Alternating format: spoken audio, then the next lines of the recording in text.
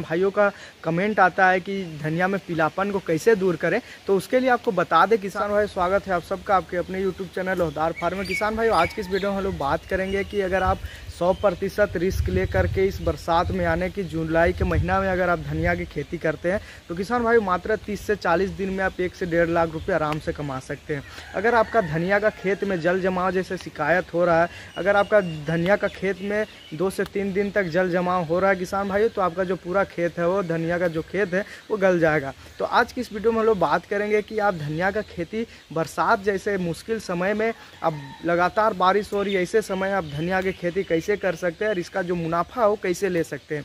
तो सबसे पहले बात करें किसान भाइयों इसका जो रेट है उसके बारे में। तो धनिया की खेती की बात करें किसान भाइयों, इसका जो रेट है अभी सितंबर से अगस्त जैसे पहुंचेगा किसान भाइयों, धनिया का जो रेट है वो 200 से 250 रुपया केजी के हिसाब से बिकने लगेगा। यानी कि सबसे जो महंगा सब्जी है किसान भाइयों वो है धनिया का खेती होने वाला है। क्योंकि इस बरसात के जो समय है किसान भाइयों, इस समय में बहुत सारे किसानों का जो खेत है वो जल जमाव के कारण सारा धनिया गल जाता है। अगर आपके पास जल निकासी का व्यवस्था है तो आप धनिया का खेती ले सकते हैं और मात्र 30 से 40 दिन में किसान भाइयों आप धनिया से बहुत अच्छा मुनाफा ले सकते हैं। धनिया का जो रेट है वो बहुत अधिक बढ़ता है किसान भाइयों बरसात की वजह से, और इसका जो मांग है वो भी बरसात में बहुत ज़्यादा होने लगता है। तो किसान भाइयों सबसे पहले बात करें धनिया की खेती के लिए, तो धनिया की खेती के लिए जो मिट्टी की बात करें किसान भाइयों, तो धनिया के लिए आपको भुरभुरी और जो दोमट मिट्टी हो जाती है, बलुआई मिट्टी जो हो जाती है, उसमें आपको लेना है जो जल को जो खींच ले उस टाइप के आपको मिट्टी लेना है। यानी कि जो बलुआई मिक्स हो जाता है किसान भाई दोमट के साथ, वैसे मिट्टी अगर आपके पास उपलब्ध है तो आप धनिया की खेती से अच्छा खासा मुनाफा ले सकते हैं। तो सबसे पहले बात करें किसान भाई धनिया की खेती से पहले, सबसे पहले तो आपको गहरी जुताई करके 4 से 5 दिन आपको छोड़ देना इस बरसात में। जैसे आपका खेत में खरपतवार निकल रहा है किसान भाइयों, तो खरपतवार अगर आपके खेत में ज़्यादा निकल रहा है तो आप खरपतवार नाशी आप दवाई का स्प्रे करके आप सारा खरपतवार को शुरुआत में ही कंट्रोल कर ले। क्योंकि जैसे आप धनिया का बुआई करते हैं अगर उस टाइम में खरपतवार निकल रहा है तो जो धनिया का जो ग्रोथ है वो आपका घास के वजह से आपका जो धनिया है वो उसको गलाने लग जाएगा। एक तो बारिश होगा और बारिश से आपका जैसे धनिया बच जाता है, लेकिन आपका खरपतवार से आपका धनिया गलने लग जाएगा। खरपतवार का शुरुआत में ही ध्यान रखना है। खरपतवार का निराई गुड़ाई के लिए आपको बीच में तो आपको समय देना ही है किसान भाई, लेकिन अगर ज़्यादा खरपतवार निकाल रहा है तो उसको आपको शुरुआत में ही कंट्रोल कर लेना है। अगला बात करें तो आपको गोबर की सड़ी हुई खाद आपको 1 एकड़ के हिसाब से 2 ट्रॉली या 1 ट्रॉली के हिसाब से आप डाल सकते हैं। फिर उसके बाद आपको 2 से 3 बार आपको जुताई कर देना है। उसके बाद किसान भाई आपको करना यह है कि आपको कियारी बना लेना है, आपको छोटा छोटा कियारी बना लेना है और जल निकालने का जो व्यवस्था है उसको आपको नली के रूप में उसको निकालते जाना है। जैसे आप वीडियो देख सकते हैं इस टाइप से आपको छोटा छोटा कियारी बना लेना है और जल निकालने का आपको व्यवस्था करना है। और बहुत ज़्यादा अगर आपके क्षेत्र में जल जमता है तो उस जगह पर आपको धनिया का बुआई नहीं करना है। और आपको देखना है कि जैसे ऊँचा वाला जो खेत हो जाता है, जिसमें जैसे ढलान वाला जो खेत हो जाता है, वैसे खेत में आपको बुआई करना है। तो इसका हाइब्रिड बीज की बात करें किसान भाइयों, तो आपको आपके क्षेत्र में देखिए कौन से बीज उपलब्ध है और कौन सा बीज आपका जो क्षेत्र है उसमें अच्छा उपज देता है।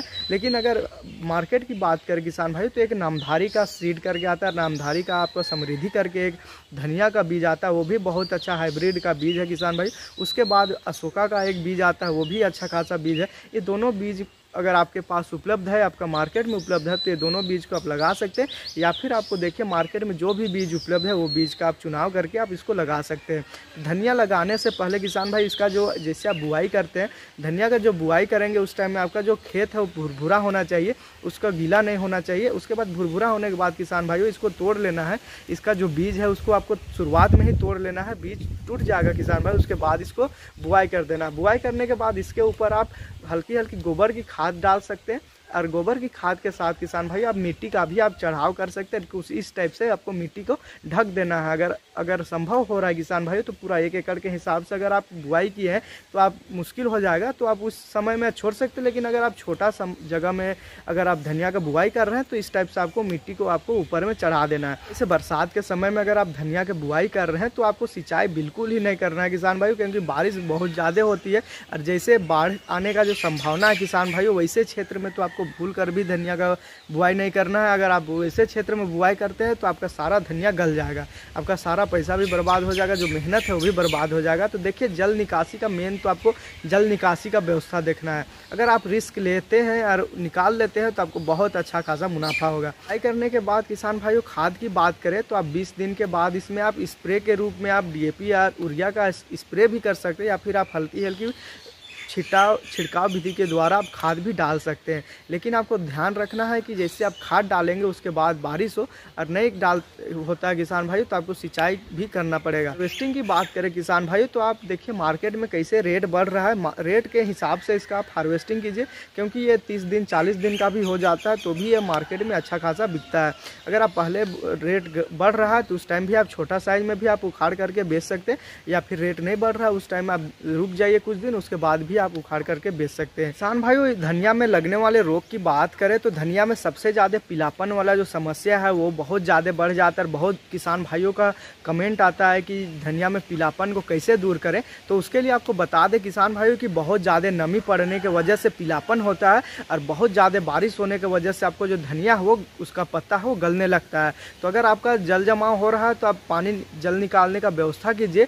अगर आपका धनिया का खेत में पीलापन हो रहा है, धनिया का पत्ता पीलापन पड़ रहा है, तो उसमें आप सल्फर मार सकते हैं, सल्फर को आप छिड़काव कर सकते हैं। और नमी आपको कम रखना है किसान भाइयों। अगर बारिश हो रही है तो आपको देखिए कि सिंचाई बिल्कुल ना करें, भूल कर भी आप सिंचाई ना करें। ज़्यादा नमी के वजह से किसान भाइयों पीलापन पड़ता है, तो पीलापन दूर करने के लिए किसान भाई आपको बीच बीच में सल्फर का घोल करके स्प्रे भी कर सकते हैं, या फिर आप सल्फर का छिड़काव भी कर सकते हैं। तो ये था किसान भाई धनिया की खेती के बारे में जानकारी। वीडियो आपको कैसा लगा आप कमेंट करके जरूर बताइए। अगर आप चैनल में नए हैं तो चैनल को सब्सक्राइब जरूर कीजिए।